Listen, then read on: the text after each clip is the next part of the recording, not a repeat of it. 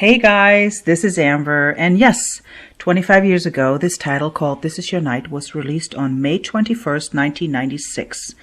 It remained in the Billboard charts in the top 100 for a year and was featured on countless compilations internationally and also was a huge soundtrack to the movie A Night at the Roxbury and used at countless sport events on all over TV and in the clubs and received many awards. And today, I will speak the truth on it. After I performed at a fashion show around 93-94 in Germany, I was contacted by the Berman Brothers as they were looking for talent.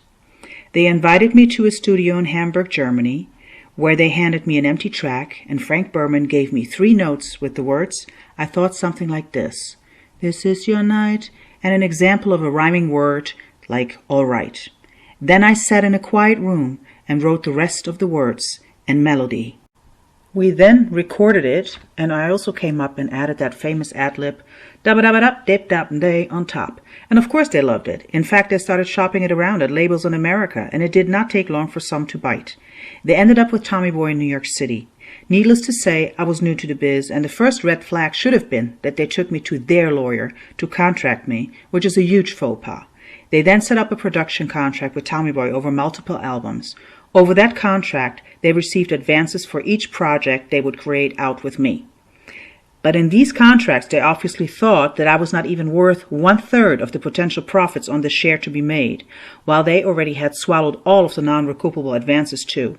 On top of that, the success of this title gave them a huge publishing deal with Warner Chappell in New York with a non-recoupable advance of far over $1 million, of which I also received $0.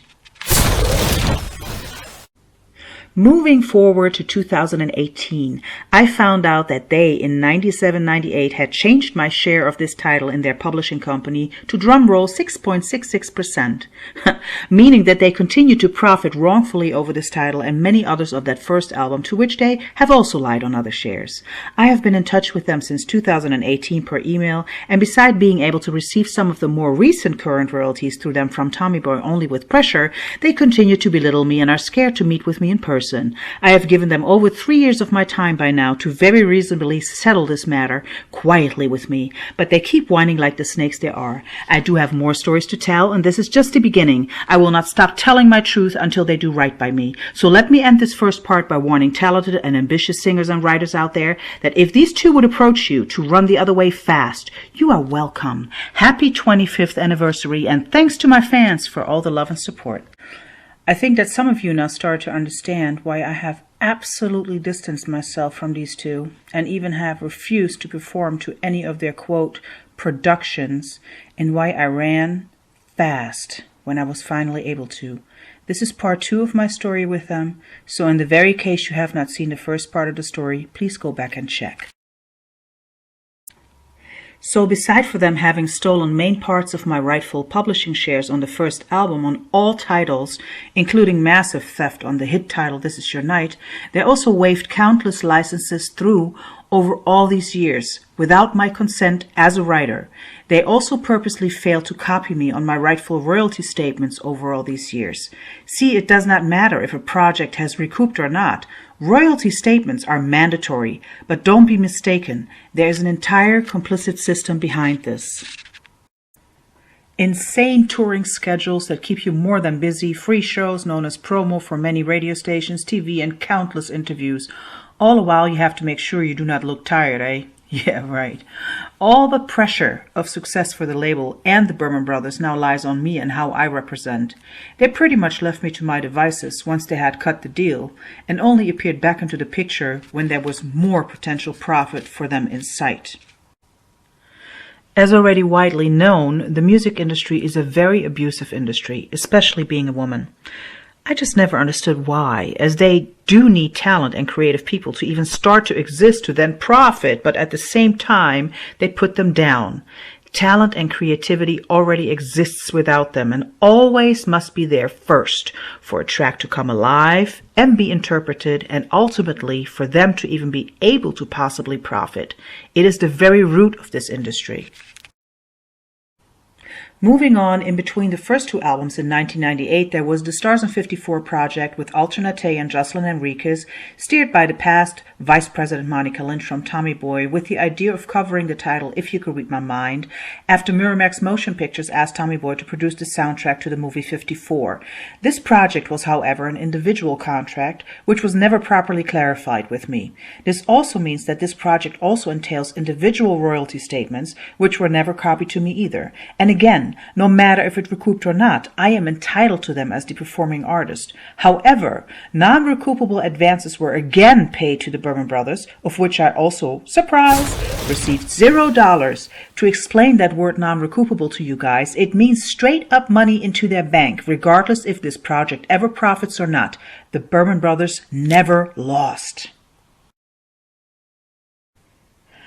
What needs to be known is that the Berman Brothers are neither real creative individuals nor great producers. Back then, their English was even a mess.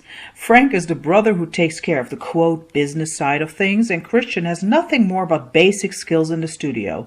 Their shtick is to hire one-off people, meaning that they pay off talent to produce the main parts for them, and obviously find preferably young and new talent who have no clue about the business side of things. If you look closely on the credits of my singles and albums, you will always see more names, but they will claim these productions officially and overall as the main production team and add their brand Berman Brothers to it, which ultimately, when successful, furthers their asses into new project requests and opens them more doors because of the way they present themselves, whereas they claim to be the absolute main creative people on all these projects.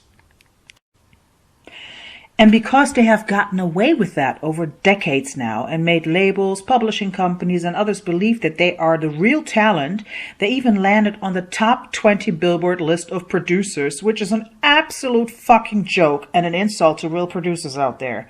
They are nothing but frauds. In fact, they should be on the top 20 list of frauds in this industry. And let me be clear here. I will be the last one to not clearly state that it takes a team effort to make things happen, as we all have different talents to bring to the table, but it also has to do with fairness here. All of our lives are connected together, and knowing one person can lead to another door opening, but do the right thing and do right by the actual performing artist whose creativity and interpretation touched people's hearts and resulted into a success, which was also able to further you into new projects as you used me as a reference. And everybody I met so far who has been in touch with them on that level as an artist or creative person throughout the years have nothing good to say about them. And trust me when I say that I am not the only one they fucked over. A leopard just does not change its spots. The difference though here is that I will not take it lying down, but will speak up. I will be that mirror that stares back at them, as I can wholeheartedly say that my intentions were pure. These two were just the beginning of my lesson as an artist and a human to unfortunately learn that I cannot project my own morals and standards onto others. Remember, you are only as sick as your secrets, so I'm telling everything. Up next, the making of my second album, and even though I wanted to quit them, they forced me to stay in that contract. After the first album in 96-97, including singles, and the Studio 54 project in 98, I did not want to work with the Berman Brothers anymore. They, however, kept me forcibly in their contract.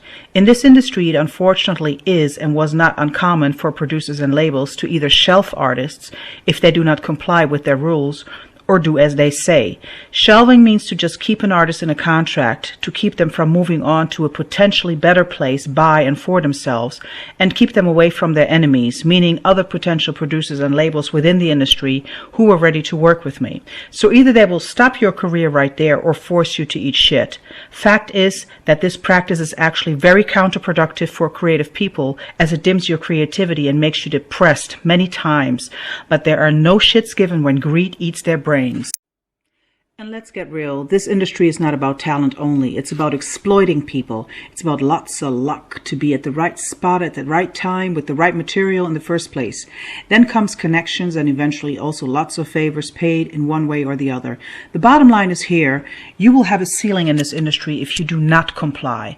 Most of the very successful people out there in this industry will also be able to tell you their stories of sexual harassment and threats of their careers being destroyed if they do or did not comply.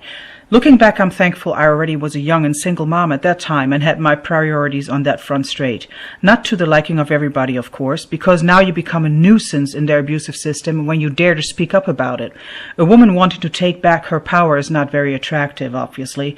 I was berated by the label for more than one interview I gave during that time, as my image was supposed to be of that of a shallow, submissive, simple-minded girl, obviously. I had no backup and was stuck in a system of complicity which was geared against me. The fact was also that many people I was surrounded by were more interested in partying and taking drugs. So what to do? I had a kid to feed as a single mom. Stand still and let my career just fade out as fast as it came? Or release one more album with them while trying to break free from them after that with the help of a lawyer? There was, however, no way in hell I would create with the Berman Brothers on the second album, as they would just give me basic uninspiring tracks, at the most, for them to then again rip me off on the publishing shares for not doing really anything to deserve that kind of credit. So I co-wrote most of the second album with other writers. This is when I met the incredible writers Billy Steinberg and Rick Knowles, as my label had to now come up with alternatives to make me want to be creative. I met them in LA and took a liking to them right away. The entire experience to me felt so freeing, and finally I was surrounded by real talent and inspiration. And there were no discussions about shares on the publishing side. It was a given that the credits would be shared, as we all had a part in it. I will never forget that from the moment I held the sexual lyrics in my hand and Rick played a basic beat track, the song was pretty much created within 15 minutes, and we all knew we had a winner. We also went on to create the title Love One Another. I then went on with other professional writers where the same naturally was a given. You do get your rightful publishing credit for the parts you truly created when you work with actual professionals and people with a moral compass, period.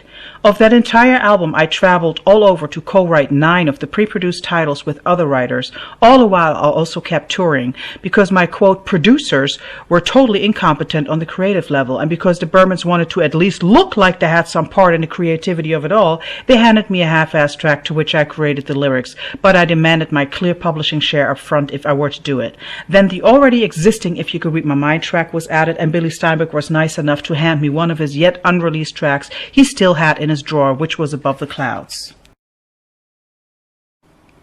One track, called I Found Myself in You, was handed to me, which was not written by me nor the Berman Brothers, to fill the album, and the last one the Bermans told me to record, which they supposedly wrote with Denise Rich and Deborah Cooper, knowing very well they only took credit for it because of their then momentary success for bluffing big. The track was already done and surely not produced by them, and I threw down the vocals without any love so we could just get it behind us quick. And guess what happened next, guys?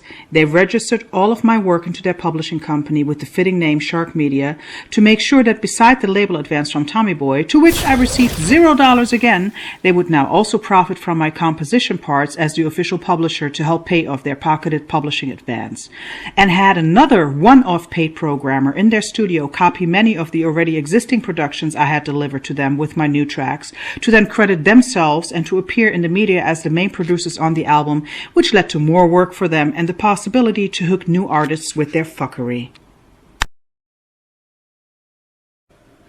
If any of you have the physical album with the booklet, please check all the names on the album, as I push for as many visible credits for my co-creators and vocal producers as possible, as the Bermans did not even produce many vocals on them, as my throat would tighten when I had to sing with them near me, but they did not care. Their greed and their cold calculations were all that mattered, and they even went further in all of this. Anyone a bit familiar with the title Love One Another knows that Cher covered it for her Living Proof album. Guess what? They used that as a reference on their pages and bios, where they claim to have worked with her, which is absolute fucking nonsense. They also claimed the Grammy nomination on their bio for it, by the way, and they had absolutely nothing to do with the actual creation of it.